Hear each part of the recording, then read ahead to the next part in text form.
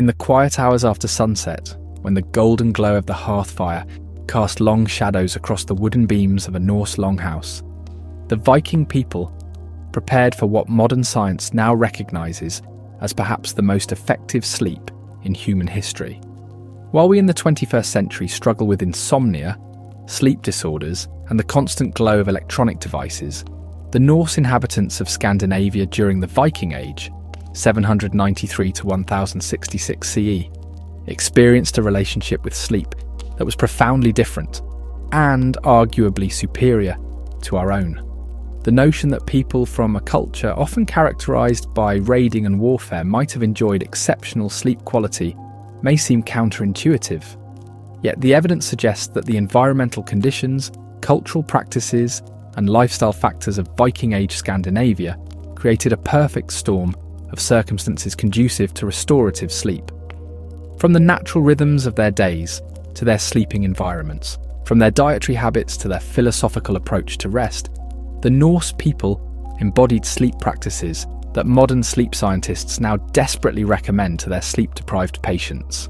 Archaeological findings from sites across Scandinavia, Iceland, and the Norse settlements in the British Isles, combined with literary evidence from the sagas and Eddas, reveal a culture whose sleep patterns were deeply attuned to natural cycles. Unlike our modern obsession with 8 consecutive hours of sleep, a relatively recent historical development, the Vikings embraced sleep patterns that worked in harmony with their environment, their bodies, and their cultural needs. This article explores the multifaceted reasons why Viking sleep practices may have been the most effective in human history.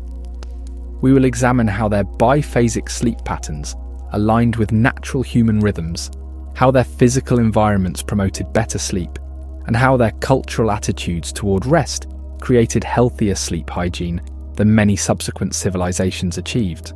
By understanding the sleep practices of the Norse people, we gain not only historical insight, but potentially valuable lessons for improving our own troubled relationship with sleep in the modern world. As we journey through the sleeping habits of the Viking Age, we will meet characters like Thorvald the shipbuilder, whose winter sleep routine in his coastal Norwegian homestead reveals much about Norse sleep environments, and Astrid the healer, whose knowledge of sleep-inducing herbs was passed down through generations. Through these historically grounded examples, we can glimpse the lived experience of sleep during this fascinating period of human history. The evidence suggests a provocative conclusion. Despite their reputation as fierce warriors and explorers, the people of the Viking Age may have been among the most well-rested humans in history, a quality that perhaps contributed to their remarkable achievements in navigation, craftsmanship, and cultural expansion. As we shall see when it comes to sleep, we modern humans have much to learn from our Norse ancestors. The modern world's obsession with consolidated 8-hour sleep is a historical anomaly, a product of industrialization, artificial lighting, and rigid work schedules rather than human biology. Archaeological evidence and saga accounts suggest that the Vikings, like many pre-industrial societies, practiced what sleep historians call biphasic, or segmented sleep, a pattern that may have been far more aligned with our natural biological rhythms. The evidence for Viking biphasic sleep. The Old Norse language itself provides clues to this sleep pattern. The sagas frequently mention fyrsta svefn, first sleep, and references to waking in the middle of the night for various activities before returning to ODI'Ns svefn, second sleep. While these terms don't appear consistently enough to form conclusive evidence alone, they align with what we know about pre-industrial sleep patterns across Europe. In the Grettis saga, the titular hero Grettir Asmundarson is described as rising after his first sleep to tend to household matters before returning to his bedding later in the night. Similarly, in Egil's saga, there are references to characters waking in the dead of night to conduct business or conversations before returning to sleep until dawn. Archaeological evidence from Viking settlements supports this textual evidence. Excavations at Jorvik, modern-day York in England, a significant Viking settlement, revealed household layouts conducive to nighttime activity. Fire pits in longhouses show evidence of being maintained throughout the night, suggesting regular waking periods. The natural pattern of Viking sleep. Based on this evidence and our understanding of pre-industrial sleep patterns, a typical Viking sleep schedule likely followed this pattern. After sunset, particularly during the long winter nights that dominate Scandinavian latitudes, the household would gather around the central hearth. As darkness fell completely, usually a few hours after sunset, they would retire for their first sleep. This might last approximately 4 hours, after which many would wake naturally. This midnight waking period, lasting perhaps 1 to 2 hours, was not considered insomnia or a sleep disorder as we might classify it today, but rather a normal and expected part of the night. During this time, Vikings might tend to the fire, check on livestock, engage in quiet conversation, perform religious rituals, or even visit neighbours. Consider Bjorn Haraldsson, a farmer from the Trondheim region of Norway. Archaeological evidence from similar farmsteads suggests that, after his evening meal, and perhaps some storytelling around the fire, Bjorn would retire to his sleeping platform as darkness fell completely, around 7 or 8 p.m. in winter. After sleeping deeply for about 4 hours, he might wake around midnight, add wood to the central hearth, check on his valuable livestock, perhaps drink some ale or water, and possibly discuss the next day's work with family members who were also awake. After an hour or so of such activities, he would return to his sleeping platform for his second sleep until dawn. The biological basis for biphasic sleep. Modern sleep science has begun to recognise that biphasic sleep may actually be more natural for humans than our modern consolidated sleep pattern. Research by historian A. Roger Ekirch, who documented hundreds of historical references to segmented sleep in pre-industrial Europe, suggests that this pattern was the norm throughout human history until artificial lighting changed our relationship with darkness. The human body naturally produces a surge of prolactin during the midnight waking period of biphasic sleep, a hormone associated with a sense of calm and well-being. Additionally, the natural circadian rhythm tends to include a period of heightened alertness a few hours after falling asleep, which aligns perfectly with the biphasic pattern. For Vikings living at northern latitudes, biphasic sleep would have been particularly adaptive. During winter, when darkness could last 16 to 20 hours, in parts of Scandinavia, attempting to sleep continuously for such long periods would have been biologically impractical. The midnight waking period broke the long dark hours into manageable segments while allowing necessary tasks to be completed. Seasonal variations in Viking sleep. The extreme seasonal variations in daylight at northern latitudes would have created significant seasonal differences in Viking sleep patterns. During summer, when daylight could last 20 hours or more in parts of Scandinavia, sleep would necessarily be compressed into shorter periods. The sagas occasionally mention the difficulty of sleep during the nightless nights of midsummer. The Havamal, a collection of Old Norse poems from the Poetic Edda, contains wisdom about moderation in sleep. The unwise man is awake all night, worrying about everything. When morning comes, he is tired, and all his troubles are just as they were.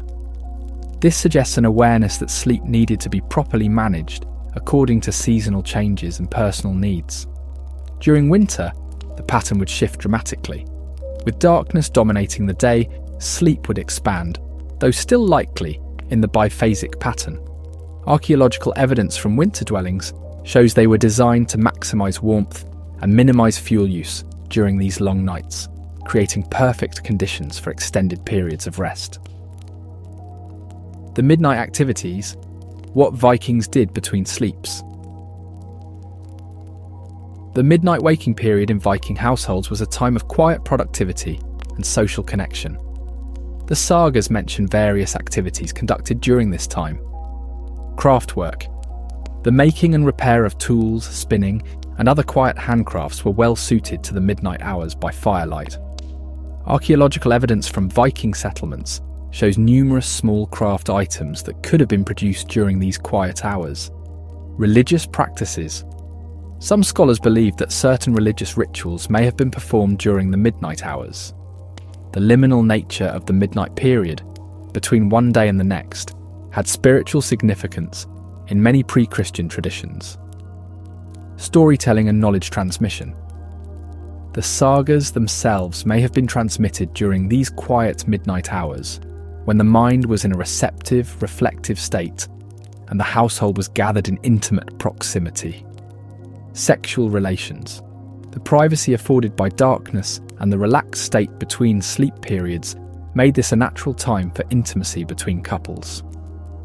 Security.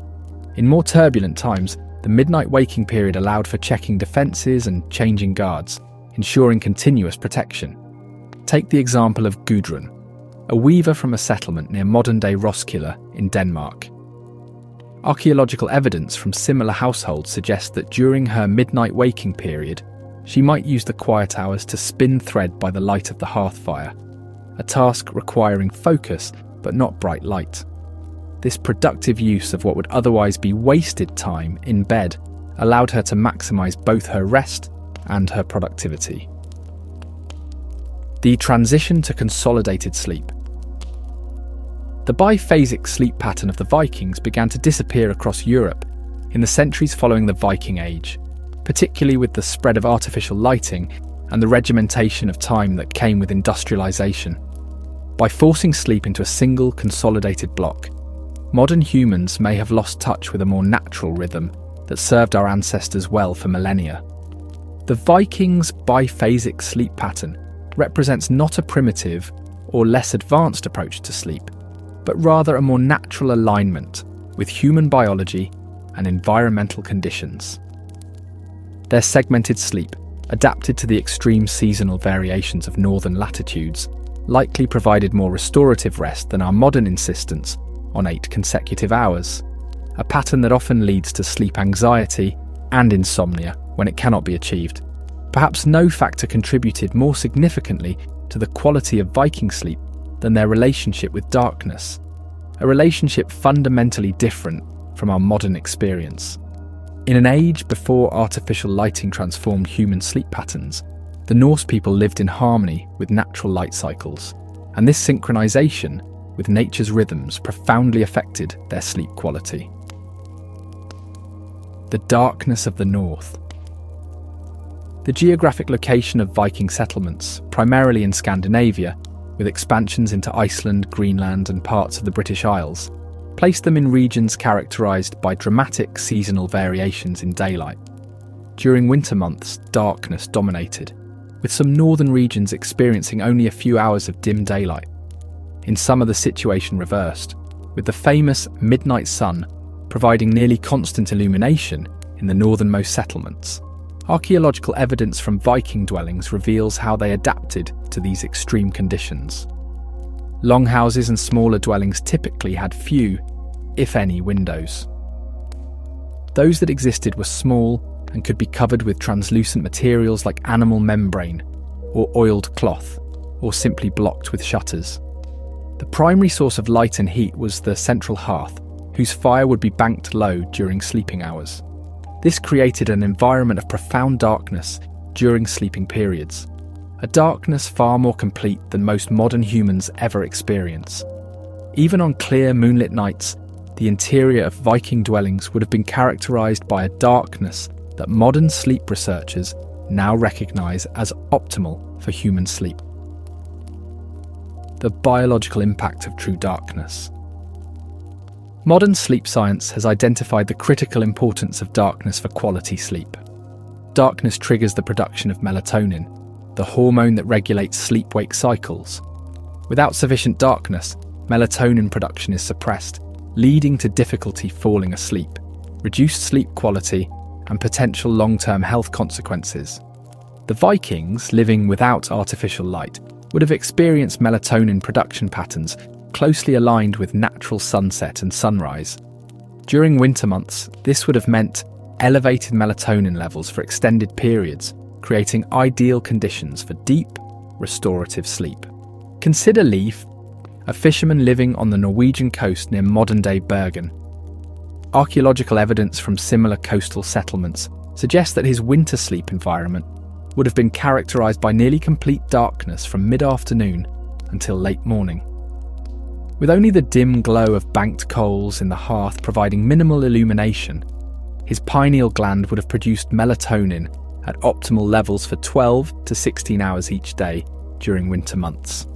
A study published in the Journal of Sleep Research found that when modern subjects were exposed to natural light cycles without artificial lighting for just 1 week, their sleep patterns rapidly synchronized with sunset and sunrise, and melatonin production increased by 30%.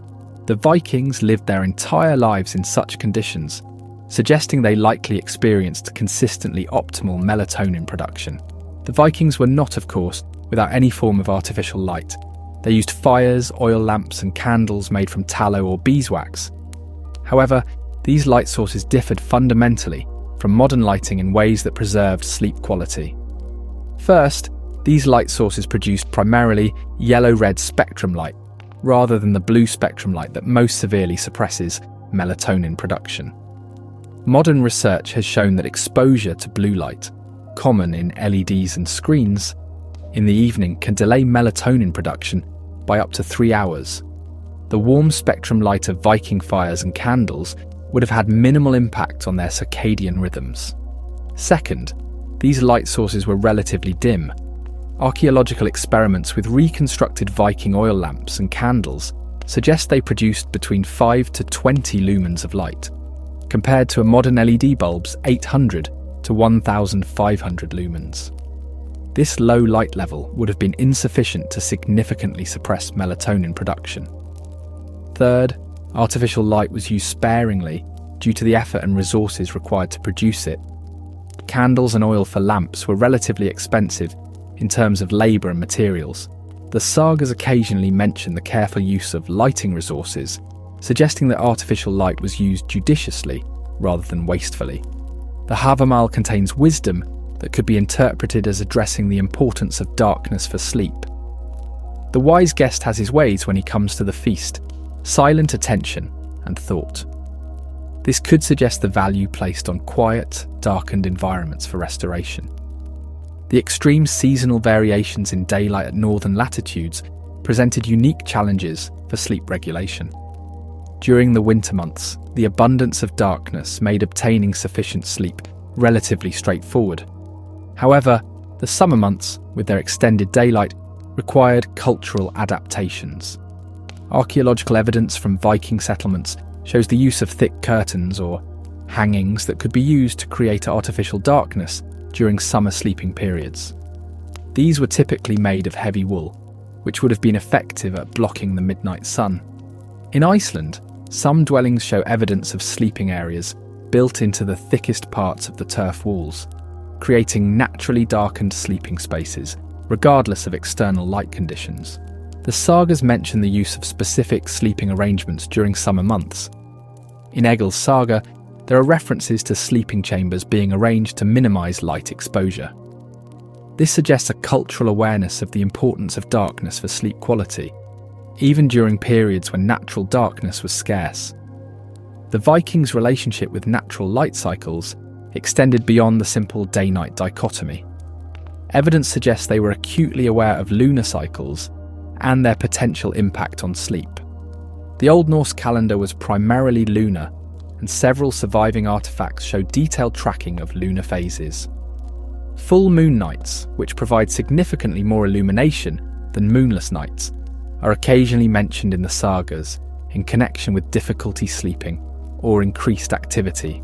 Snorri Sturluson, in the Prose Edda, references the moon's influence on natural cycles, suggesting an awareness of its potential impact on human rhythms as well.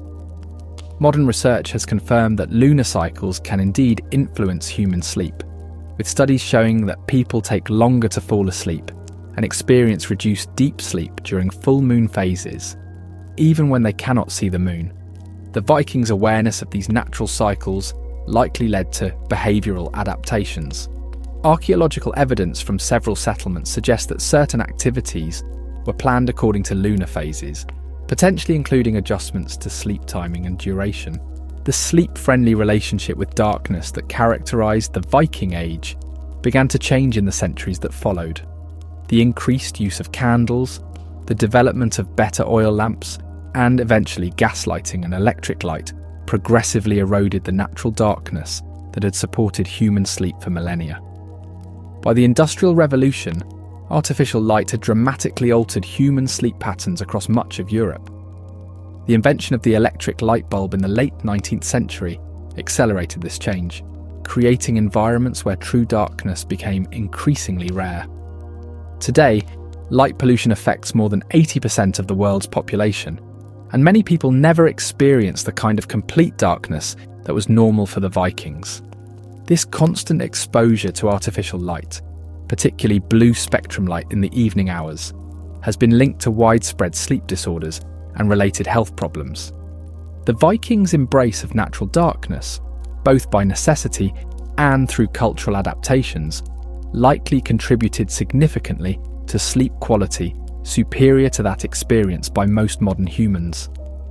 Their sleep environments, characterized by profound darkness during sleeping hours, would have supported optimal melatonin production and natural circadian rhythms, creating conditions for deep, restorative sleep that many of us can only imagine. One of the most striking differences between Viking sleep practices and our modern approach lies in the fundamentally communal nature of sleep during the Norse era.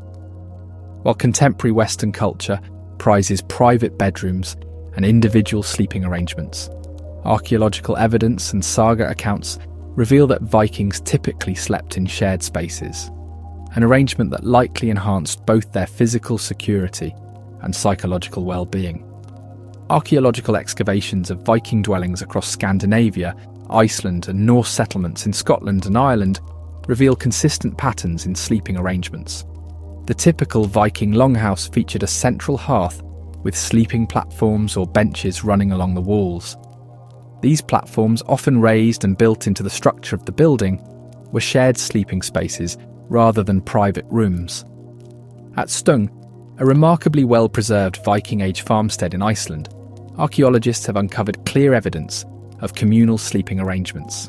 The main longhouse featured raised platforms along both long walls that served as seating during the day and sleeping areas at night. Similar arrangements have been found at sites ranging from Jorvik, York, in England, to Lons-Eau Meadows in Newfoundland, suggesting this was a consistent pattern across the Viking world. The sleeping platforms were typically constructed of wood and would have been covered with straw, wool, and furs for comfort. Archaeological evidence suggests that these platforms were not divided into individual sleeping spaces, but were continuous, with entire households sharing the same sleeping area. Based on archaeological findings and saga accounts, we can reconstruct typical sleeping arrangements in Viking households. The master of the household and his wife typically occupied the most favourable position on the sleeping platform, usually the section nearest the central hearth for warmth, and often slightly elevated or separated by subtle architectural features to denote status.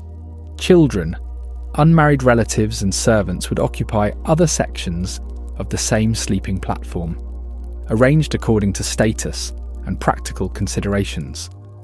In larger households, there might be sleeping platforms on both sides of the longhouse, with the household head's family on one side and lower status members on the other. Consider the household of Gunnar Hammundarson, a wealthy farmer from southern Iceland whose homestead has been partially excavated.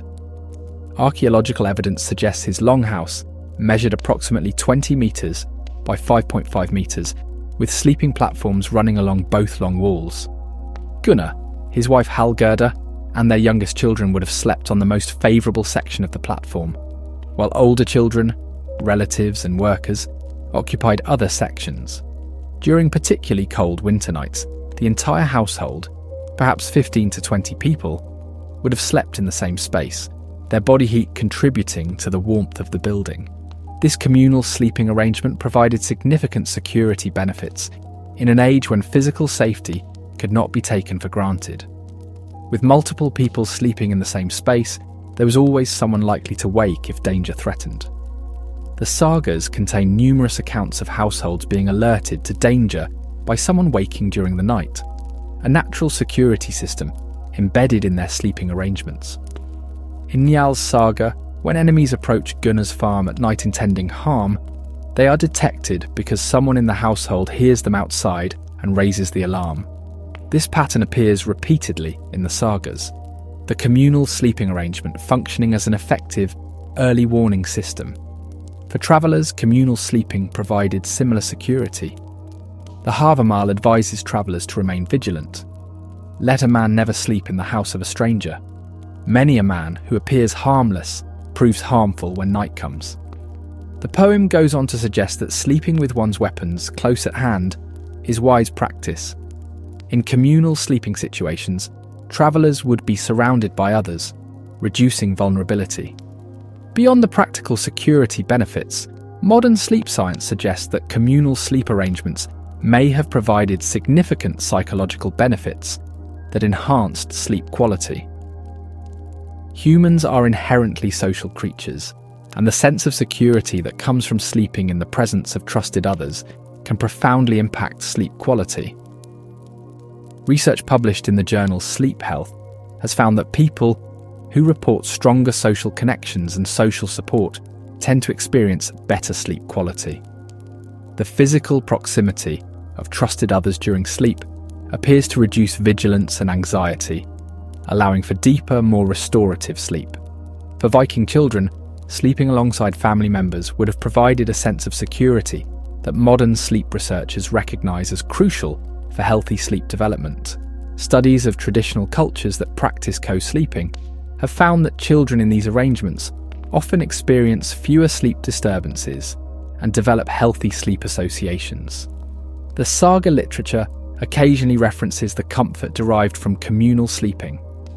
In Grettir's saga, the protagonist, who spends much time in isolation due to his outlaw status, specifically mentions missing the security of sleeping among household members. This suggests a cultural recognition of the psychological benefits of communal sleep.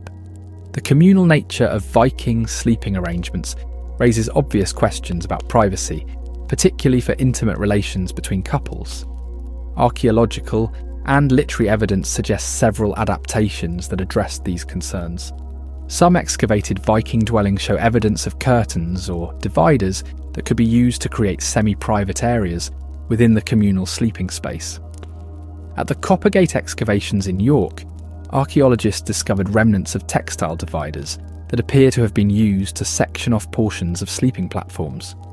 The sagas occasionally mention closed beds or bed closets, box-like structures that could provide privacy within the larger communal space. These appear to have been primarily used by the head of the household and his wife, representing both a status symbol and a practical solution to privacy needs. Additionally, the biphasic sleep pattern discussed earlier created natural opportunities for intimacy during the midnight waking period, when some household members might be engaged in activities away from the sleeping area. While Viking sleep was fundamentally communal, archaeological evidence reveals subtle status distinctions within sleeping arrangements. Higher status individuals typically occupied the warmest, most comfortable sections of sleeping platforms, usually those closest to the central hearth. In some excavated longhouses, the head of the household's sleeping area featured slightly better construction, additional furs, or small architectural distinctions.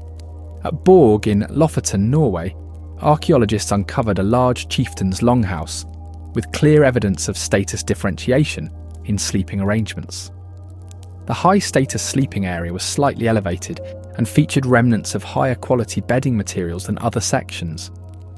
These status distinctions within communal sleeping arrangements reflect the hierarchical yet interconnected nature of Viking society, maintaining social order while preserving the security and psychological benefits of sleeping in proximity to others. The intensity of communal sleeping likely varied seasonally in the Viking world. During the harsh northern winters, practical considerations of warmth would have encouraged closer sleeping arrangements, with body heat serving as a valuable resource for survival. Archaeological evidence from several sites suggests that winter dwellings were often smaller and more heavily insulated than summer structures, creating more intimate sleeping conditions during cold months. In contrast, during summer months with milder temperatures, sleeping arrangements may have been more dispersed, with some household members possibly sleeping in outbuildings or even outdoors. This seasonal variation would have created a rhythm of social closeness and distance throughout the year, potentially contributing to social cohesion, while preventing the conflicts that might arise from constant close proximity.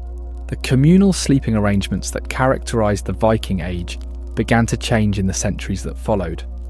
With the introduction of Christianity and increasing influence from continental European practices, architectural styles gradually shifted toward more compartmentalised living spaces.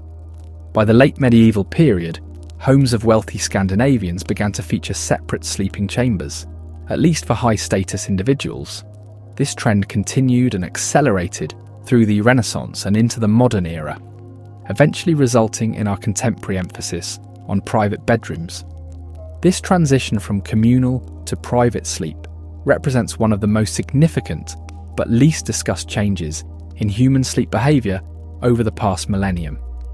The Vikings' communal sleep practices, which had evolved over thousands of years to enhance both security and psychological well-being, were gradually replaced by sleeping arrangements that prioritised privacy and individual space, often at the expense of the social connection that had characterised sleep throughout most of human history.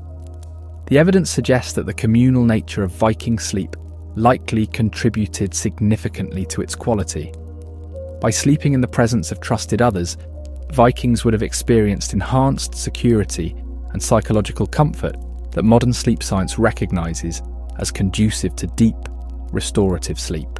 Their communal sleeping arrangements represented not a primitive necessity to be overcome, but rather a sophisticated adaptation that supported optimal sleep in their historical context. The physical sleep environment of the Viking Age differed dramatically from our modern bedroom settings, yet archaeological evidence suggests that Norse sleeping arrangements may have provided superior ergonomic support and healthier sleeping conditions than many contemporary mattresses. The Viking bed, consisting primarily of natural materials gathered from their local environments, created a sleep surface that modern sleep science increasingly recognises as beneficial for proper spinal alignment and temperature regulation. Archaeological excavations across the Viking world reveal consistent patterns in the construction of sleeping surfaces. The foundation typically consisted of raised wooden platforms built along the walls of longhouses. These platforms, constructed of split logs or planks, were generally 40 to 60 centimetres high and 1.5 to 2 metres wide, dimensions that allowed them to serve as seating during the day and sleeping areas at night. At the Firkat settlement in Denmark, archaeologists uncovered well-preserved sleeping platforms with evidence of careful construction. The wooden base was slightly angled toward the wall, creating a subtle incline that would have positioned sleepers' heads slightly higher than their feet, a configuration that modern sleep research suggests can improve circulation and reduce acid reflux during sleep. Similar platforms have been found at Viking settlements from Dublin to the Faroe Islands, suggesting this was a standard architectural feature across Norse culture. The wooden platform itself provided a stable, level foundation that prevented sleepers from coming into direct contact with the often damp ground, an important consideration in the humid northern climate. Upon these wooden platforms, Vikings created layered bedding using entirely natural materials. Archaeological evidence, combined with references in the sagas, suggests a typical arrangement of layers that provided both comfort and insulation. The base layer typically consisted of locally harvested straw or hay. At several archaeological sites, including settlements in Iceland and Greenland, preserved remnants of these straw mattresses have been recovered. Analysis of these remains reveals that the straw was typically changed seasonally and was often selected for softness, with certain types of grass apparently preferred. Straw, while seemingly primitive compared to modern mattresses, offers several advantages as a sleeping surface. It provides natural spring and flexibility, conforming somewhat to the body while still offering support. Modern ergonomic research suggests that moderately firm, responsive surfaces like this may be optimal for spinal alignment during sleep. Additionally, straw allows air circulation, preventing the heat buildup that can occur with solid mattresses. This breathability would have helped regulate sleeping temperature, a factor that sleep scientists now recognise as crucial for quality sleep. The Norse practice of regularly replacing the straw would have also reduced dust mites and other allergens that can accumulate in modern mattresses. Above the straw foundation, archaeological evidence suggests layers of woolen materials were typically added. Textile fragments recovered from Viking burial sites and settlements indicate that coarse woolen blankets were common possessions, even in relatively modest households. Experimental archaeology, where researchers create and use replicas of Viking bedding, has demonstrated that these woolen layers provided excellent insulation properties. Wool retains its insulating capacity even when damp, a crucial advantage in the often humid Norse environment. Additionally, wool's natural lanolin content makes it somewhat water-resistant and inhibits bacterial growth, contributing to a healthier sleeping environment. The sagas occasionally mention abreda, coverings, made of wadmal, a coarse woolen cloth that was a staple of Viking textile production. These would have been placed over the straw layer to provide additional comfort and to prevent the straw from poking through. For those who could afford them, animal furs and skins formed the top layer of Viking bedding. Archaeological evidence from higher status burials and settlements reveals the use of bear, wolf, fox and sheep skins as prized bedding materials. At the Oseberg ship burial, which contained the remains of a high-status woman from 9th century Norway, multiple animal hides were found, suggesting their importance as status symbols and practical bedding. Similarly, the 10th century Mammon burial in Denmark contained fragments of bear fur that appears to have been used as bedding. Furs provided superior insulation and a soft sleeping surface. Modern sleep researchers have found that natural fur and wool can help regulate body temperature during sleep by wicking away moisture while providing insulation, creating what sleep scientists call a microclimate that remains relatively stable throughout the night. Consider Astrid, the wife of a prosperous farmer near what is now Trondheim, Norway. Archaeological evidence from similar households suggests her sleeping area would have consisted of a wooden platform covered first with fresh rye straw, changed seasonally, then a layer of coarse woolen cloth, and finally, as befitting her status, several sheepskins and perhaps a bearskin. This arrangement would have provided excellent insulation against the cold Norwegian nights, while offering ergonomic support similar to what modern orthopedic mattresses attempt to achieve. Modern sleep science increasingly suggests that the firm but responsive support provided by traditional bedding materials may be superior for spinal health compared to many modern mattresses. Research published in the Journal of Chiropractic Medicine has found that medium-firm, natural sleeping surfaces often provide better support for the natural curvature of the spine than very soft mattresses, which can allow the spine to sag into misalignment. The layered approach of Viking bedding created a surface that was firm enough to support proper alignment while still conforming somewhat to body contours. This combination, which high-end modern mattress companies now attempt to recreate with advanced materials, came naturally from the Vikings' use of straw, wool, and furs in combination. Additionally, the Viking practice of sleeping slightly inclined, with the head end of the platform often slightly higher, aligns with modern recommendations for those suffering from acid reflux or certain respiratory conditions. This natural incline would have facilitated easier breathing during sleep. One of the most significant advantages of Viking bedding materials was their superior temperature regulation, compared to many modern alternatives. Sleep scientists now recognise that maintaining an optimal body temperature is crucial for quality sleep, particularly for achieving and maintaining deep sleep phases. The natural materials used in Viking bedding, straw, wool and fur, all possess excellent temperature regulating properties. They provide insulation when needed, while allowing excess heat and moisture to dissipate. Modern synthetic materials often trap heat and moisture, leading to sleep disruptions when the body overheats during the night. Archaeological evidence suggests that Vikings adjusted their bedding seasonally. Excavations at several sites show different compositions of bedding materials in structures identified as summer versus winter dwellings. This seasonal adaptation would have further enhanced temperature regulation throughout the year. The Viking approach to head support during sleep also differs from our modern expectation of soft, fluffy pillows. Archaeological evidence suggests that headrests were typically firm, often consisting of a small leather or wool cushion stuffed with feathers, wool, or even moss. At the Coppergate excavations in York, archaeologists discovered a leather cushion that appears to have served as a pillow. Similar finds from other Viking settlements suggest that these headrests were relatively firm by modern standards. Interestingly, modern research on sleep posture suggests that firmer head support may be better for spinal alignment than the very soft pillows common today.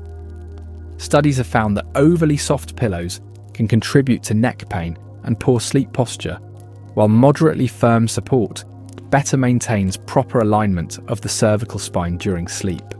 As discussed in the previous section on communal sleep, Viking sleeping platforms were typically shared among multiple people. This arrangement had implications for the physical sleeping experience beyond the social aspects previously explored. Shared sleeping surfaces distribute weight differently than individual beds, creating natural depressions and support patterns that can actually enhance comfort. Modern sleep researchers studying traditional cultures have noted that shared sleeping surfaces often create natural nests that support the body's contours. Additionally, in the cold northern climate, shared body heat would have been a significant advantage, reducing the need for excessive layers of bedding that might restrict movement during sleep. The natural bedding materials that characterised the Viking Age remained common throughout much of Europe until relatively recently. The transition to raised bedsteads with stuffed mattresses began among the elite during the medieval period, but didn't reach common households until much later. By the 19th century, straw mattresses were being replaced by cotton and horsehair models, and by the mid-20th century, synthetic materials had largely replaced natural fibres in most Western bedding. This transition, while perceived as progress, may have sacrificed some of the ergonomic and temperature-regulating benefits of traditional bedding. Recent trends in natural and organic bedding represent, in some ways, a return to principles that would have been familiar to the Vikings. The increasing popularity of wool mattress toppers, natural latex, and even straw-filled mattresses, now marketed as high-end orthopedic options, suggests a rediscovery of the benefits that Viking sleepers took for granted. The Viking bed, with its combination of firm support, natural temperature regulation, and regularly refreshed materials, likely provided an excellent foundation for quality sleep. While lacking the plushness we associate with luxury bedding today, the Norse sleeping surface offered ergonomic benefits that many modern mattresses attempt to recreate with advanced technology and materials, a testament to the sophisticated practicality of Viking sleep arrangements. While the Vikings are often remembered for their martial prowess and seafaring adventures, archaeological and literary evidence reveals a sophisticated understanding of medicinal plants, including those used to promote sleep and treat sleep disorders. The Norse pharmacopoeia included numerous herbs that modern science has confirmed possess sedative, anxiolytic, and sleep-enhancing properties. These natural sleep aids, combined with the environmental factors previously discussed, likely contributed significantly to the quality of Viking sleep. Archaeological excavations at Viking settlements have yielded substantial evidence of medicinal herb use. Pollen analysis from middens refuse heaps, and from residues in cooking vessels reveals the presence of numerous plants known for their sedative properties. At Jorvik, York, archaeologists discovered preserved seeds and plant remains including valerian, Valeriana officinalis, hops, Humulus lupulus, and linden, Tilia species, all plants with documented sleep-promoting properties. Similar findings have emerged from excavations in Dublin, Hedeby, and various Scandinavian sites, suggesting widespread knowledge of these plants' properties. Particularly telling are finds from what appear to be healers or herbalists' dwellings. At a 10th century settlement near Kaupang, Norway, archaeologists uncovered a building containing numerous preserved plant materials and specialised containers, suggesting it may have belonged to someone specialising in herbal medicine. Among the identified plants were several with sedative properties. Literary evidence, the sagas and medicinal texts. While the sagas rarely focus specifically on medicinal practices, they contain occasional references to sleep-inducing herbs and preparations. In Egil's saga, there is mention of a drink prepared to help an ailing person sleep, while other sagas contain passing references to herbal treatments for various ailments, including sleep difficulties. More detailed information comes from slightly later medieval Scandinavian medical texts that likely preserved older knowledge. The 13th century Harpestrang Lægebog, Henrik Harpestrang's medical book, written in Denmark but drawing on older traditions, contains numerous references to herbs used for sleep, including detailed instructions for their preparation and use. These sources, combined with the broader European medical tradition that Vikings would have encountered in their travels, suggest a well-developed understanding of sleep-promoting herbs. The Viking sleep pharmacopoeia. Based on archaeological findings and historical texts, we can identify several key herbs that would have been used to promote sleep in the Viking Age. Valerian, Valeriana officinalis. Archaeological evidence confirms the Vikings cultivated and used valerian, a plant native to Europe with powerful sedative properties. Modern research has validated valerian's effectiveness, with studies showing it reduces sleep latency, the time it takes to fall asleep, and improves sleep quality. Valerian root contains valerianic acid, which affects GABA receptors in the brain similar to modern benzodiazepines, but without the same risk of dependency. Hops, Humulus lupulus. While best known today as a beer ingredient, hops have a long history as a sedative. Archaeological evidence confirms Viking-era use of hops, both in brewing and medicinal preparations. Hops contain methylbutanol, which has demonstrated sedative effects. Modern studies have shown that hops, particularly when combined with valerian, can significantly improve sleep quality. Linden or lime flowers, Tilia species. Pollen and plant remains from Viking settlements confirm the use of linden, which contains flavonoids with mild sedative and anxiolytic properties. Linden tea remains a popular sleep aid in modern Scandinavian folk medicine. Chamomile, Matricaria chamomilla. Archaeological evidence suggests chamomile was known and used medicinally by Vikings. Its mild sedative effects come from apigenin, a flavonoid that binds to benzodiazepine receptors in the brain.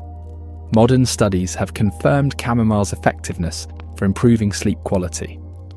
Lavender, Lavandula angustifolia. While not native to Scandinavia, lavender was likely encountered by Vikings in their travels and possibly cultivated in some settlements. Archaeological evidence from Viking trading centres shows lavender was among the imported medicinal herbs.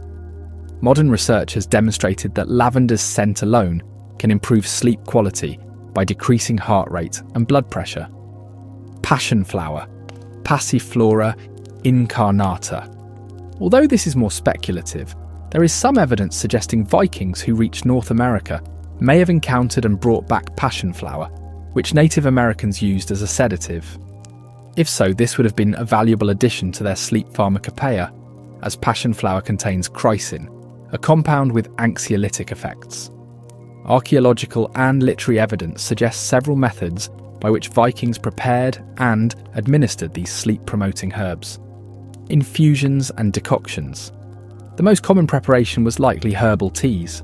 Archaeological finds include specialised vessels that appear designed for brewing herbal preparations. The sagas occasionally mention medicinal drinks, and later Nordic medical texts provide specific instructions for preparing herbal infusions. Alcoholic extractions. Vikings were skilled brewers, and evidence suggests they created medicinal alcoholic preparations similar to modern tinctures. Alcohol effectively extracts many of the active compounds in sedative herbs and would have enhanced their absorption. Smoke inhalation. Some herbs, particularly hops and lavender, may have been added to fires for their aromatic properties. Archaeological evidence from several sites shows specialised containers that may have been used for burning aromatic substances. Herbal pillows. Later Nordic folk medicine includes the tradition of herbal pillows stuffed with sedative herbs. While direct archaeological evidence of this practice from the Viking Age is lacking, it represents a plausible use of these plants. The use of medicinal herbs in Viking culture likely had both practical and ritualistic dimensions. These sagas suggest that healing was often associated with magical or spiritual practices, and the administration of herbal remedies probably incorporated elements of ritual. Archaeological evidence from several sites shows what appear to be ritualistic arrangements of herbs and specialised containers, in context suggesting medicinal use. This suggests that the effectiveness of herbal sleep aids may have been enhanced by the psychological impact of ritual administration, what modern medicine would recognise as a placebo effect supplementing the herb's pharmacological properties. Consider Thora, a healer from a settlement near modern-day Roskilde in Denmark. Archaeological evidence from similar contexts suggests she would have maintained a garden of medicinal herbs, including valerian and chamomile. For a person suffering from sleep difficulties, she might prepare a strong decoction of valerian root, enhanced with hops and sweetened with honey. This would be administered in the evening, perhaps accompanied by specific incantations or rituals that enhanced its perceived effectiveness. The combination of the herb's genuine pharmacological properties and the psychological impact of their ritual administration would likely have produced significant improvements in sleep quality. Seasonal variations in herbal sleep aids. The extreme seasonal variations in daylight at northern latitudes would have necessitated different approaches to sleep aids throughout the year. Archaeological and literary evidence suggests awareness of this need. During the long winter nights when obtaining sufficient sleep was less problematic, milder herbs like chamomile and linden might have been preferred. During summer, with its extended daylight, stronger sedatives like valerian and hops would have been more valuable for inducing sleep despite the ambient light. Some archaeological evidence suggests seasonal harvesting patterns for different medicinal herbs, with some collected and dried in larger quantities at specific times of year, suggesting awareness of their optimal potency cycles. An important consideration when comparing Viking herbal sleep aids to modern pharmaceutical alternatives is their relative safety profile. Modern sleeping medications, while effective, often carry risks of dependency, tolerance, and side effects. The herbal remedies used by Vikings generally have much milder side effect profiles and lower risks of dependency. Modern research has confirmed that herbs like valerian, hops, and chamomile can improve sleep quality without the risks associated with many prescription sleep aids. While less potent than modern pharmaceuticals, their gentler action may actually have been advantageous for regular use, allowing Vikings to enhance sleep quality without developing tolerance or dependency. Additionally, the Vikings' apparent practice of using different herbs, seasonally and in varying combinations, would have further reduced the risk of developing tolerance to any particular remedy. Perhaps the most significant advantage of the Viking approach to sleep aids was their integration into a holistic sleep environment. Unlike modern sleep medications, which often attempt to force sleep in environments and schedules hostile to natural sleep patterns, Viking herbal remedies worked in concert with their natural light exposure, physical activity patterns, and sleep environment. This integrated approach likely enhanced the effectiveness of their herbal sleep aids. Modern sleep research has shown that the same sleep aid can have dramatically different effects depending on whether it's used in conjunction with good sleep hygiene practices or in isolation. The Vikings' use of herbal sleep remedies within a lifestyle already conducive to good sleep would have maximised their effectiveness while minimising any potential drawbacks, a sophisticated approach that anticipated modern integrative medicine by a millennium. The archaeological and literary evidence suggests that Vikings possessed a nuanced understanding of sleep-promoting herbs that modern science has largely validated.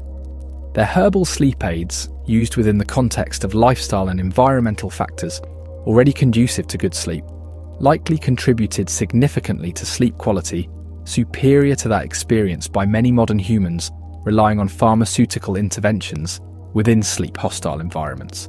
The relationship between diet and sleep quality is increasingly recognised by modern sleep science, yet it represents an area where Viking practices may have inadvertently created near-optimal conditions for restorative sleep. Archaeological evidence combined with literary sources and our understanding of Norse food culture suggests that Viking dietary patterns supported healthy sleep through their timing, composition, and preparation methods. Archaeological evidence and saga accounts indicate that Vikings typically followed a meal pattern significantly different from modern eating habits. Their primary meal, called dagverja, day meal, or undawn in some regions, was consumed in the mid-morning after several hours of activity. A second substantial meal, nattverja, night meal, was eaten in the late afternoon or early evening, well before bedtime. This pattern meant that Vikings typically finished their last substantial meal several hours before sleep, a practice that modern sleep research has shown significantly improves sleep quality. Studies published in the Journal of Clinical Sleep Medicine have demonstrated that eating close to bedtime, particularly consuming heavy or high-fat meals, can disrupt sleep architecture by delaying the onset of REM sleep and reducing sleep efficiency. The timing of Viking meals appears to have been primarily dictated by practical considerations, particularly the availability of daylight for work and the need to prepare and consume food during visible hours. However, this pragmatic schedule inadvertently created an optimal fasting period before sleep that modern research suggests enhances melatonin production and improves sleep quality. Consider Halfdan, a farmer from the Trondheim region. Archaeological evidence from similar farmsteads suggests his household would consume their final meal around 4 to 5 p.m. during winter months, allowing 3 to 4 hours of digestion time before retiring, as darkness deepened around 8 to 9 p.m.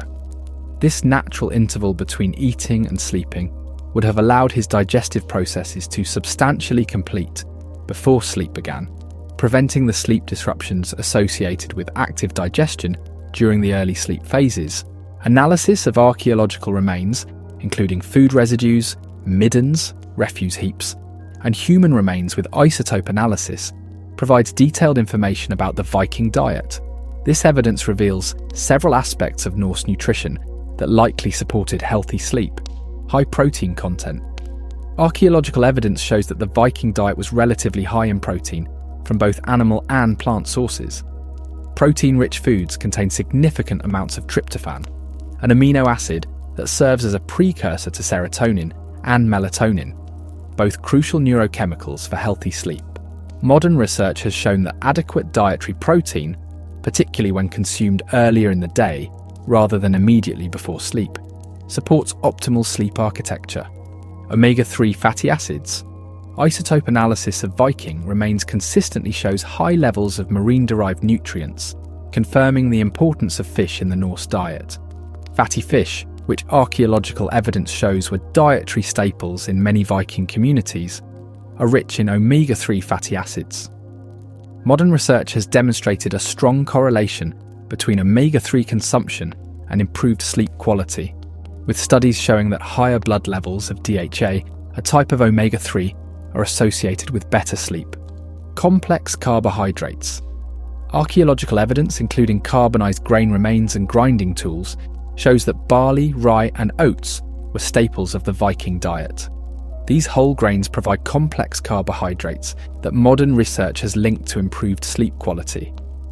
Studies have shown that high glycemic carbohydrates consumed close to bedtime can reduce sleep latency, while the complex carbohydrates typical of the Viking diet, consumed earlier in the day, provide sustained energy without the sleep-disrupting blood sugar fluctuations associated with simple carbohydrates. Limited refined sugar. The Viking diet was notably low in simple sugars, with honey being the primary sweetener, and used sparingly due to its value. Modern research has demonstrated that high sugar consumption, particularly close to bedtime, can significantly disrupt sleep architecture by causing blood sugar fluctuations throughout the night. Fermented foods. Archaeological evidence shows that fermented foods, including ska ayar, a yogurt-like dairy product, fermented fish, and various preserved vegetables were important components of the Viking diet. These foods support gut health, which emerging research suggests plays a crucial role in sleep quality through the gut-brain axis and the production of sleep-regulating neurotransmitters. Several specific foods common in the Viking diet have been identified by modern research as particularly beneficial for sleep. Fatty fish. Archaeological evidence from coastal Viking settlements shows heavy consumption of fatty fish like herring, mackerel, and salmon. These fish are exceptionally rich in vitamin D and omega-3 fatty acids, both of which have been linked to improve sleep quality in multiple studies. Research published in the Journal of Clinical Sleep Medicine found that vitamin D supplementation significantly improves sleep quality, suggesting that the Viking diet's natural vitamin D content from fatty fish would have supported healthy sleep. Oats. Carbonized grain remains from numerous Viking settlements confirm the importance of oats in the Norse diet. Oats contain melatonin and complex carbohydrates that promote stable blood sugar throughout the night. They also provide magnesium, which modern research has identified as an important mineral for sleep quality due to its muscle-relaxing properties and role in GABA production. Barley. Archaeological evidence shows barley was the most important grain in many Viking communities. Barley is rich in the amino acid tryptophan and contains significant amounts of magnesium and B vitamins, all nutrients. Modern research has linked to improved sleep quality. Dairy products. Analysis of residues in Viking cooking vessels confirms the importance of dairy in the Norse diet.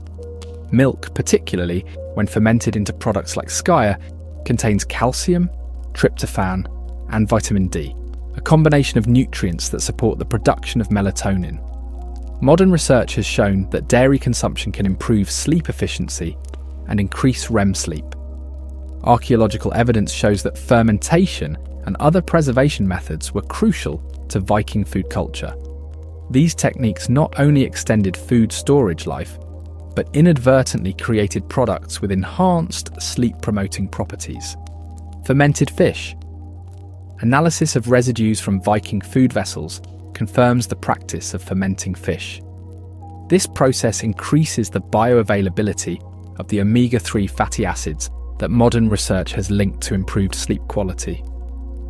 Skyr and fermented dairy. Residue analysis confirms the production of fermented dairy products. The fermentation process increases the GABA content of dairy, a neurotransmitter with powerful sleep-promoting effects. Modern research has shown that GABA-rich fermented foods can reduce sleep latency and improve sleep quality. Sourdough bread. Archaeological evidence, including preserved starters and bread remains, confirms that Vikings typically fermented their grain products through sourdough processes.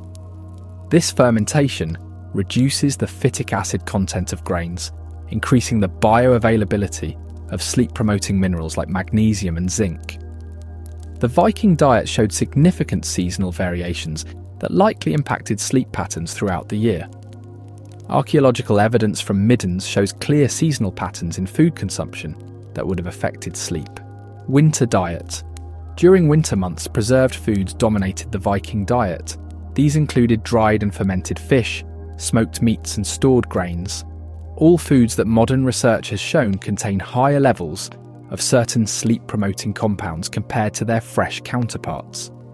For example, the fermentation and curing processes increase the availability of tryptophan in many foods. Summer diet. Archaeological evidence shows that summer diets included more fresh vegetables, fruits and dairy. These foods are rich in antioxidants and minerals that support melatonin production. The natural synchronization of diet with seasonal light changes may have helped Vikings maintain healthy sleep despite the dramatic seasonal variations in daylight at northern latitudes. Analysis of Viking drinking vessels and well constructions confirms the importance of adequate hydration in Norse culture. Water, ale with lower alcohol content than modern beer, and whey-based drinks appear to have been the primary beverages. modern sleep research has established that proper hydration is crucial for quality sleep, while dehydration can fragment sleep and increase awakening frequency. The Viking practice of consuming moderate amounts of liquid throughout the day, rather than large amounts close to bedtime, which can cause nighttime awakening for urination, aligns with modern recommendations for sleep-supporting hydration patterns. Archaeological and literary evidence confirms that alcohol, primarily in the form of ale and mead, was consumed in Viking culture, often in substantial quantities during feasts and celebrations. However, several factors suggest that routine alcohol consumption may have been more moderate and less disruptive to sleep than in many modern contexts. Lower alcohol content, analysis of residues from Viking brewing vessels suggests their everyday ale had significantly lower alcohol content, typically 2 to 3%, than modern beer. Modern research has shown that while high alcohol consumption severely disrupts sleep architecture, particularly REM sleep, low to moderate consumption has less significant impacts. Timing of consumption. The saga suggests that heavy drinking typically occurred during special feasts rather than as a daily practice, and usually earlier in the day rather than immediately before sleep. This pattern would have minimized alcohol's disruptive effects on sleep architecture. Medicinal use. Some saga references suggest awareness that small amounts of alcohol could promote initial sleep onset, with mead sometimes mentioned as a sleep aid. Modern research confirms that while alcohol disrupts overall sleep architecture, small amounts can indeed reduce sleep latency. The dietary patterns that likely supported Viking sleep quality began to change in the centuries following the Viking Age. The introduction of refined sugar, increased alcohol content in beverages, later mealtimes, and eventually highly processed foods all represented departures from the sleep-supporting nutritional patterns of the Viking era. By the Industrial Revolution, many Europeans were consuming their largest meal in the evening, often close to bedtime, a significant change from the Viking pattern of eating the final meal well before sunset.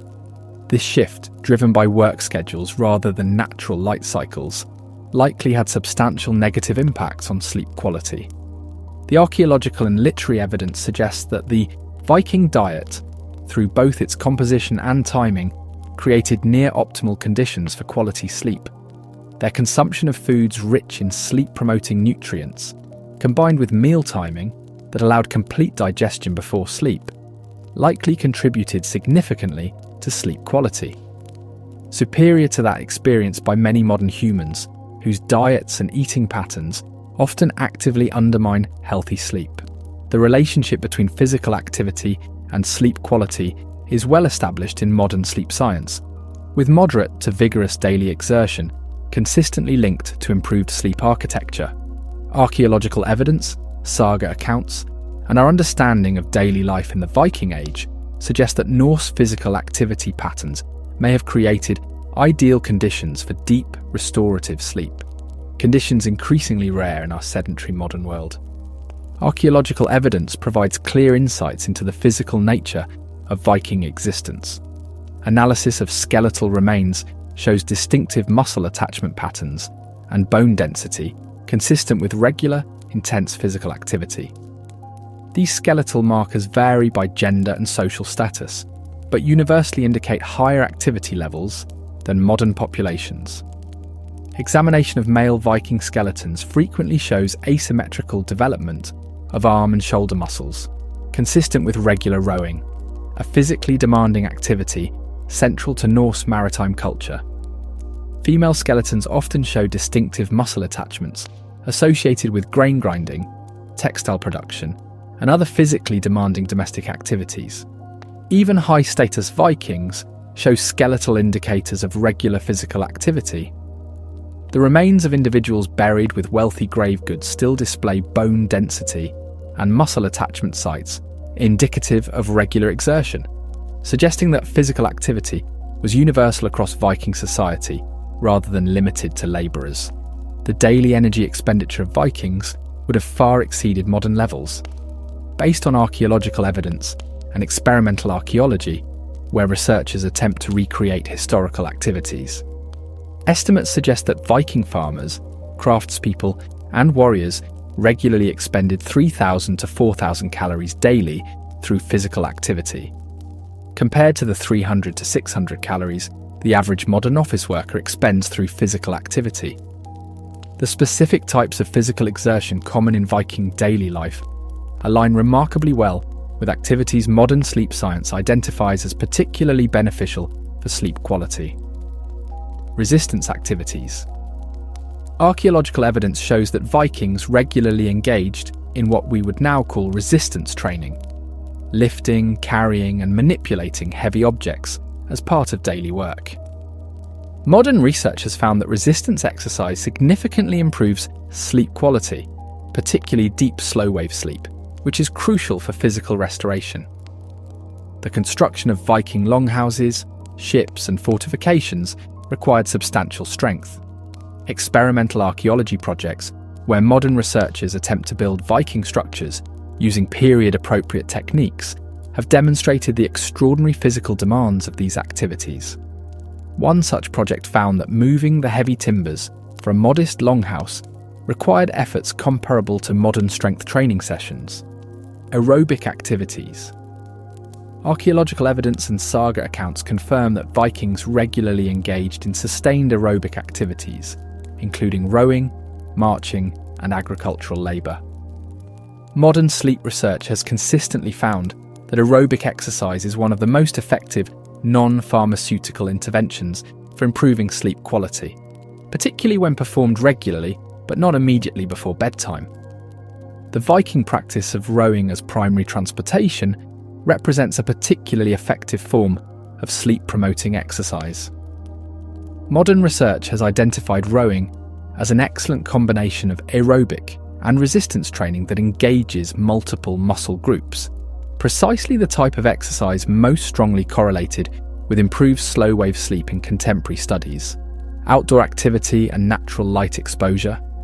Archaeological and literary evidence confirms that most Viking activity occurred outdoors, regardless of weather. This outdoor exertion would have ensured substantial exposure to natural light, which modern research has identified as crucial for regulating circadian rhythms and sleep-wake cycles. Studies published in the Journal of Sleep Research have found that outdoor exercise has more powerful effects on sleep quality than equivalent indoor activity, likely due to the combined benefits of physical exertion and natural light exposure. The Viking lifestyle, with its emphasis on outdoor work, would have maximised these combined benefits. Archaeological evidence and saga accounts suggest that Viking physical activity patterns aligned naturally with circadian rhythms in ways that would have optimised sleep quality, morning and daytime exertion. The sagas frequently mention beginning work at dawn, with the most physically demanding tasks typically performed during daylight hours. Modern sleep research has found that morning and afternoon exercise most effectively enhances sleep quality, while intense evening activity can delay sleep onset. Seasonal adaptation. Archaeological evidence suggests that work patterns shifted seasonally, with more intense physical activity during the extended daylight of summer and reduced, though still substantial, exertion during winter months. This natural seasonal variation would have helped maintain consistent sleep quality, despite dramatic seasonal changes in daylight hours at northern latitudes. Gradual evening reduction. The saga literature suggests that evening activities typically involved less physically demanding tasks, such as storytelling, handicrafts, and meal preparation. This natural tapering of physical exertion in the hours before sleep aligns perfectly with modern recommendations for optimizing sleep onset. Consider Gunnar, a shipbuilder from coastal Norway. Archaeological evidence from similar contexts suggests his typical day would involve intense physical labour from dawn until late afternoon, rowing to obtain materials, lifting and shaping heavy timbers, and operating manual tools. As evening approached, his activities would naturally transition to less demanding tasks like fine carving or planning the next day's work. This pattern, intense physical exertion during daylight hours followed by gradually reduced activity before sleep, creates ideal conditions for deep, restorative sleep, according to modern research. While the Vikings engaged in substantial daily physical activity, archaeological and literary evidence suggests they also recognised the importance of rest and recovery, creating a balanced approach to exertion that would have supported optimal sleep. Seasonal rest periods. The saga literature references Jolavild, Yule rest, a period during the darkest winter months when physical labour was reduced and rest was emphasised. Modern research has found that periodic deloading phases are crucial for preventing the sleep disruptions associated with overtraining. Bathing and recovery practices. Archaeological evidence, including the remains of bathhouses at several Viking settlements, confirms the importance of bathing in Norse culture. The sagas mention hot baths as a recovery technique, particularly after travel or physical exertion. Modern research has identified warm bathing, especially 1 to 2 hours before bedtime, as an effective way to improve sleep quality by facilitating the natural drop in core body temperature that signals the body to sleep. Awareness of fatigue. The saga literature suggests a cultural awareness of the importance of adequate rest. The Havamal advises moderation in all things, including work, and contains wisdom that could be interpreted as recognising the importance of sufficient recovery. Cattle die, kindred die, every man is mortal, but the good name never dies of one who has done well. This suggests a long-term perspective that would support sustainable work patterns rather than constant exhaustion. Archaeological and literary evidence suggests that much Viking physical work was performed communally, often accompanied by songs, stories, or competitive elements. Modern research has found that social exercise has particularly powerful benefits for sleep quality compared to solitary exertion. Studies published in sleep medicine reviews have found that the combination of social interaction and physical activity creates a particularly effective stimulus for improving sleep quality, likely due to the combined effects of physical fatigue and positive social engagement. The communal nature of Viking work, from rowing ships to raising buildings, would have maximised these combined benefits. The Viking pattern of substantial daily physical exertion, performed primarily during daylight hours, contrasts sharply with modern activity patterns. Today, many people engage in minimal physical activity throughout the day, exercise intensely in the evening, if at all, perform physical activity indoors under artificial light, experience little seasonal variation in activity levels. Each of these modern patterns represents a departure from the activity patterns that supported Viking sleep quality. The shift from consistent daily physical exertion to sedentary lifestyles punctuated by occasional intense exercise represents one of the most significant changes in human sleep hygiene over the past millennium. Modern research suggests that the Viking pattern of consistent, substantial daily physical activity, performed primarily during daylight hours, creates ideal conditions for deep, restorative sleep, particularly the crucial slow-wave sleep phases during which physical recovery occurs. An important distinction between Viking and modern fatigue patterns lies in the balance between physical and mental exhaustion.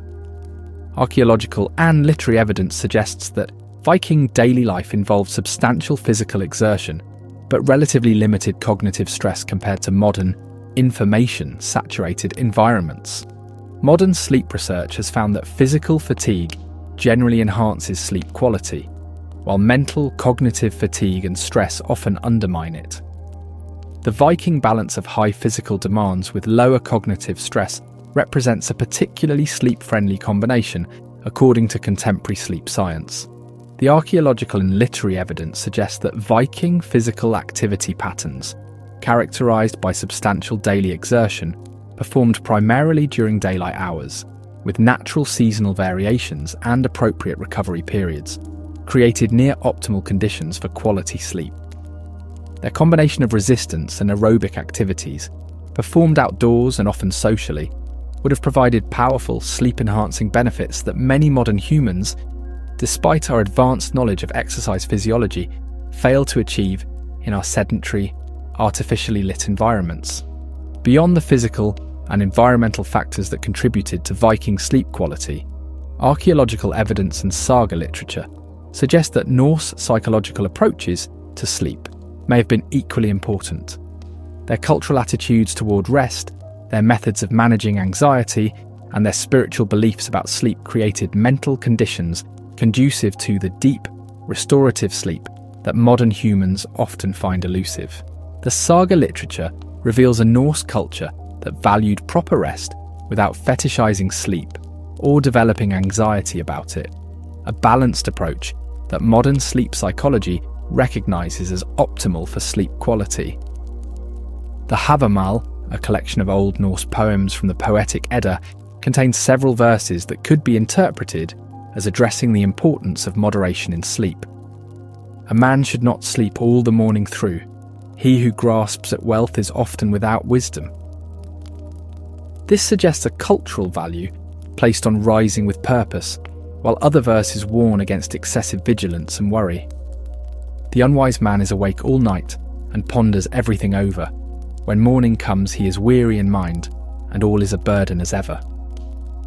These complementary perspectives suggest a balanced approach that valued adequate sleep without excessive concern about it. Precisely the attitude that modern sleep psychologists recommend for optimal sleep quality. The Norse cultural approach appears to have treated sleep as a natural, necessary part of life, rather than either a luxury to be minimized or a problem to be solved. This balanced attitude contrasts sharply with both medieval Christian ascetic traditions that sometimes viewed sleep reduction as spiritually virtuous, and our modern productivity-obsessed culture that often treats sleep as an inefficiency to be minimized. The Viking approach, valuing adequate rest while maintaining clear purpose, represents a psychological middle path that modern sleep psychology recognizes as most conducive to healthy sleep. Archaeological evidence and saga accounts confirm the importance of evening storytelling in Norse culture. The physical evidence includes the arrangement of seating around central hearths in longhouses, creating natural storytelling spaces, while the literary evidence includes numerous references to evening saga telling as a common activity. Modern sleep psychology has identified the importance of cognitive decompression before sleep, transitional activities that help the mind shift from active problem solving to the relaxed state conducive to sleep onset. The Viking practice of evening storytelling would have served this function perfectly, providing entertainment while allowing listeners to mentally disengage from the concerns of the day. Research published in Sleep Medicine has found that pre-sleep activities involving passive engagement, like listening to stories, improve sleep onset and quality compared to problem-solving activities or exposure to interactive media. The Viking tradition of oral storytelling in the evening hours represents an ideal pre-sleep cognitive activity according to modern sleep science. Consider Astrid, a woman from a farmstead near what is now Uppsala, Sweden. Archaeological evidence from similar households suggests that after the evening meal, her family would gather around the hearth, where an elder might recount tales of ancestors or mythological stories. This passive listening experience would have allowed her mind to gradually transition from the active concerns of the day to a more receptive, relaxed state ideal for sleep onset, all without the blue light exposure or interactive stimulation that undermines sleep in modern evening entertainment. Archaeological evidence, including amulets and carved symbols found near sleeping areas, combined with literary references in the sagas and Eddas, suggest that Vikings held complex spiritual beliefs about sleep and dreaming that likely influenced their sleep experience. The Norse cosmology included significant attention to dreams as potential sources of wisdom or prophecy. In numerous sagas, including Gisla Saga and Laxdæla Saga, dreams are portrayed as meaningful experiences that provide guidance or warnings. This perspective contrasts with some later Christian views that sometimes associated dreams with demonic influence, a belief that could generate sleep anxiety. The Norse view of dreams as potentially valuable experiences rather than threats may have reduced sleep anxiety, and created a more positive psychological approach to sleep. Modern sleep psychology has found that positive attitudes toward dreaming are associated with better sleep quality, while fear of dreams can contribute to insomnia and sleep avoidance. Additionally, archaeological evidence suggests that Vikings sometimes placed protective amulets near sleeping areas. These physical manifestations of spiritual protection likely provided psychological comfort that facilitated sleep onset.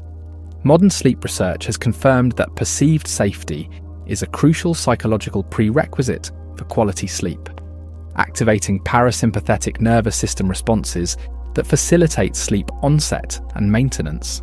The saga literature suggests that Norse culture developed specific psychological approaches to uncertainty and worry, approaches that would have supported healthy sleep in a world full of genuine dangers and unpredictability. The concept of weird, or uardiar fate, appears repeatedly in Norse literature, suggesting a worldview that acknowledged the limits of personal control over outcomes. While Vikings certainly took practical actions to manage risks, the literary evidence suggests they complemented this with a philosophical acceptance of uncertainty that modern psychology would recognise as beneficial for sleep. Research in sleep psychology has consistently found that acceptance-based approaches to uncertainty reduce pre-sleep anxiety and rumination more effectively than problem-solving approaches when applied to uncertainties that cannot be immediately resolved. The Viking cultural emphasis on acknowledging the role of fate alongside personal action represents a sophisticated psychological balance that would have supported healthy sleep even in challenging circumstances.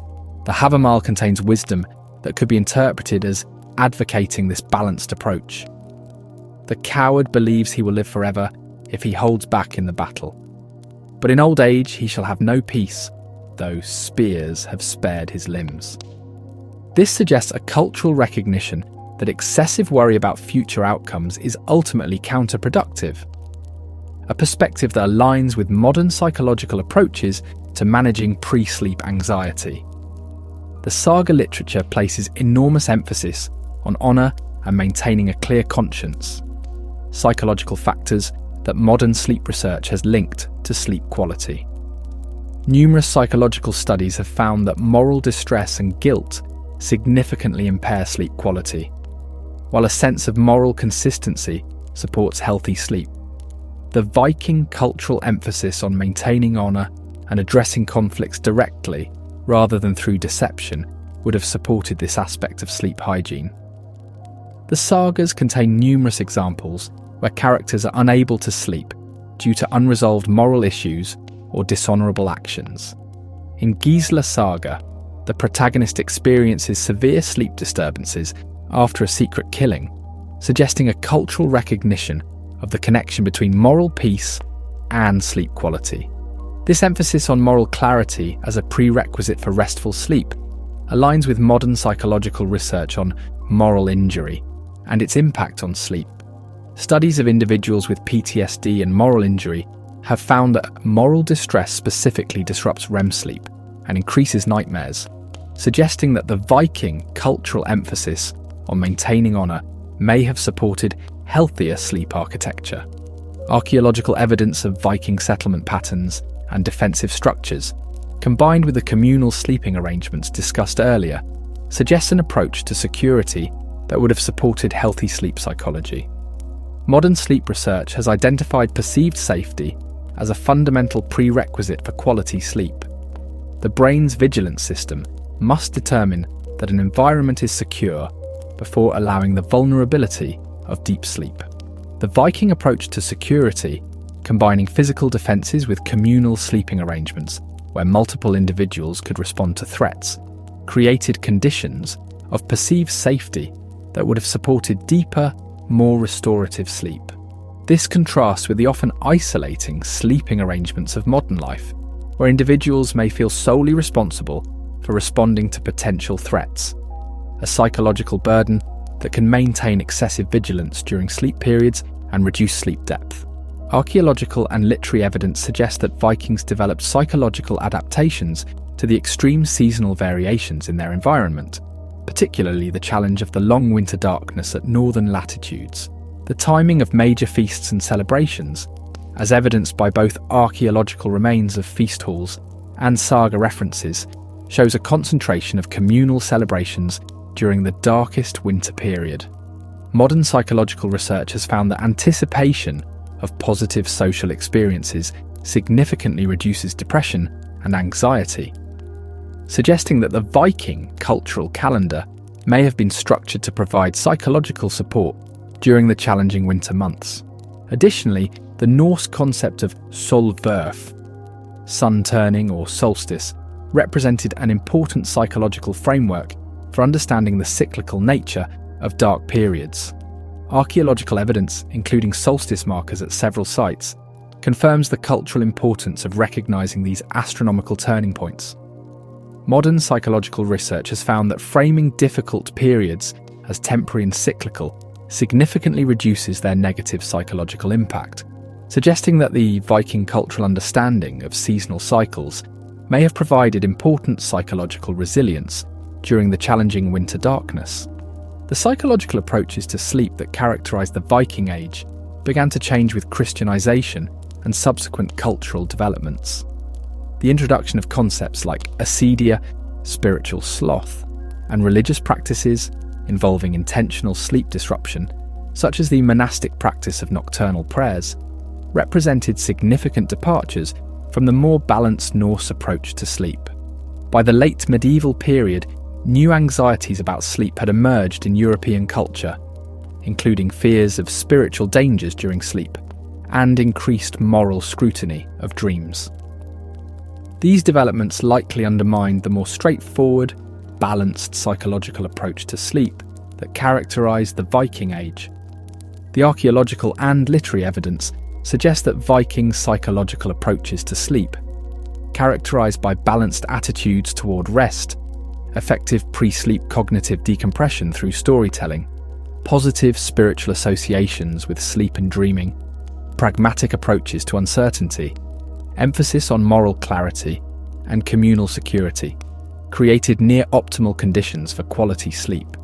Their psychological framework supported healthy sleep in ways that many modern humans, despite our advanced understanding of sleep psychology, struggle to achieve in our anxiety-prone, hyper-connected world.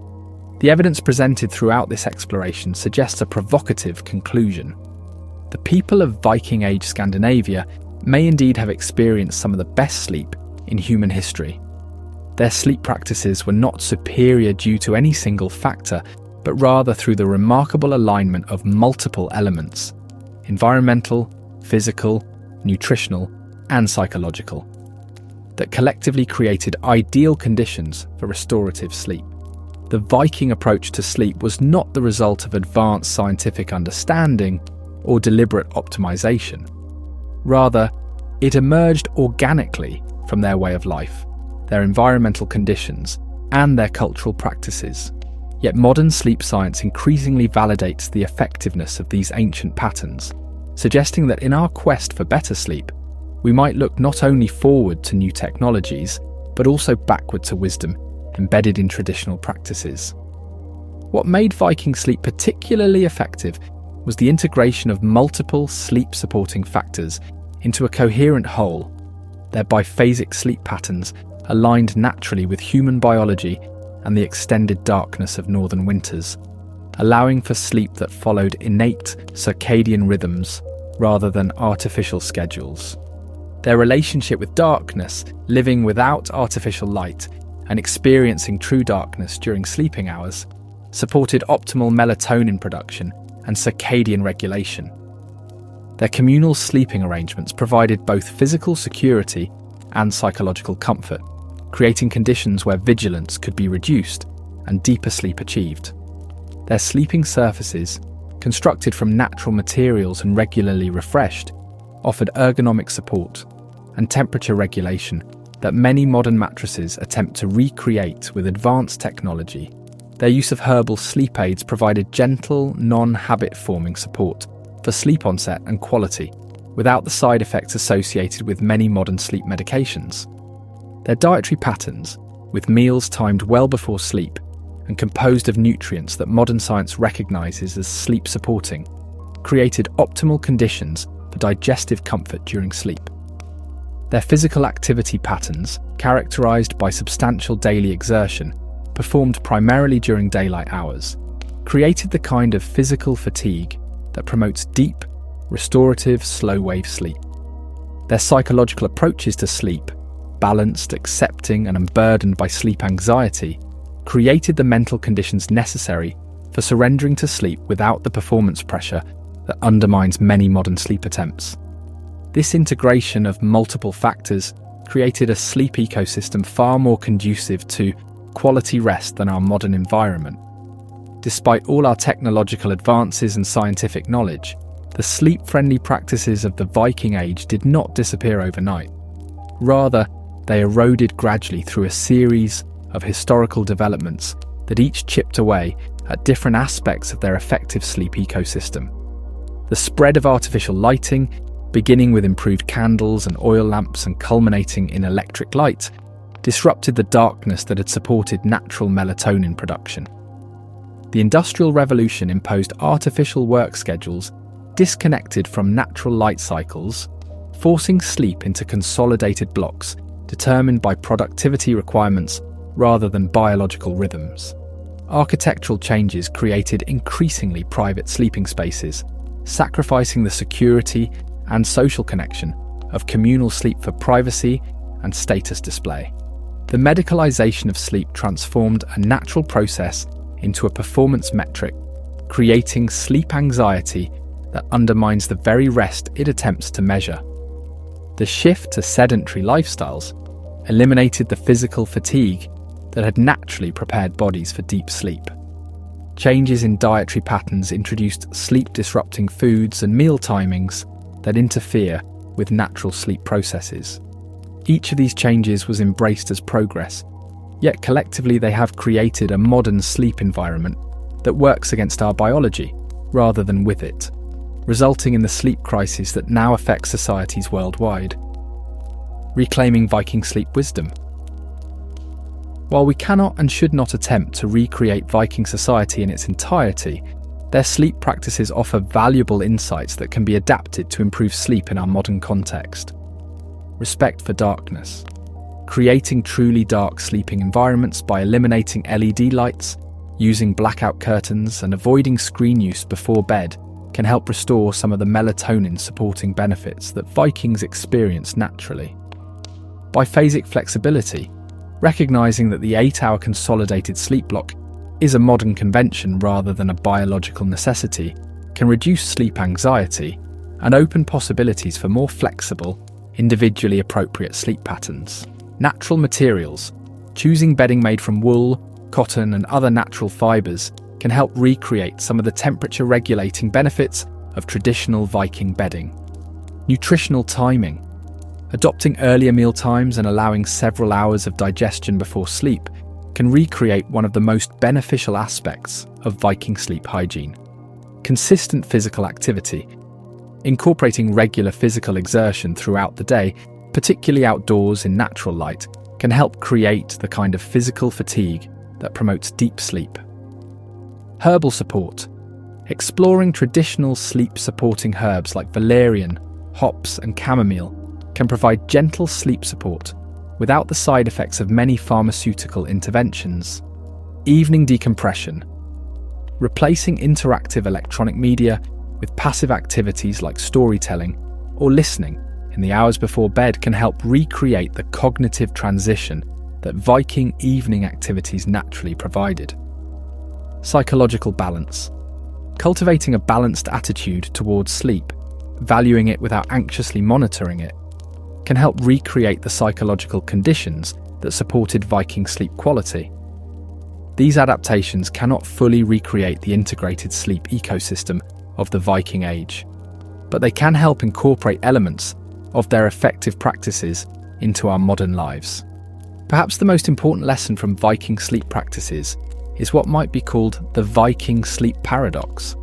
Those who worried least about optimizing their sleep may have achieved the best sleep in history. Their sleep quality emerged not from deliberate optimization, but as a natural consequence of a lifestyle aligned with human biology and environmental conditions. This stands in stark contrast to our modern approach, where sleep is increasingly treated as a performance metric to be optimized through technology, supplements, and careful monitoring.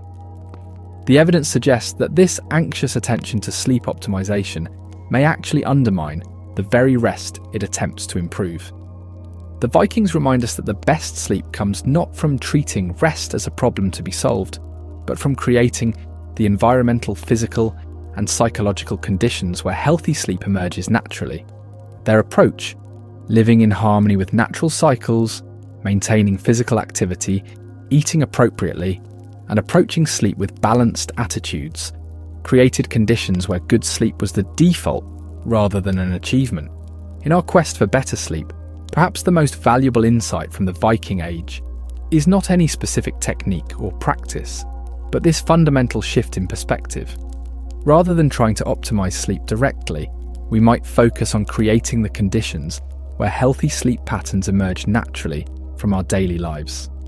The people of Viking Age Scandinavia likely experienced some of the best sleep in human history, not because they knew more about sleep than we do, but because they lived in ways that naturally supported the sleep processes our bodies evolved to require. By understanding their practices and the principles behind them, we can work to reclaim some of that lost sleep wisdom and apply it within our modern context, not by becoming Vikings, but by recognizing the timeless human needs their lifestyle inadvertently satisfied. As we navigate our modern sleep challenges, the Norse people of 1,000 years ago offer us not just historical curiosity, but practical wisdom. The best sleep comes not from conquering rest through force of will and technology, but from creating the conditions where healthy sleep naturally flourishes. In this, as in their legendary journeys, the Vikings have charted a path we would be wise to follow.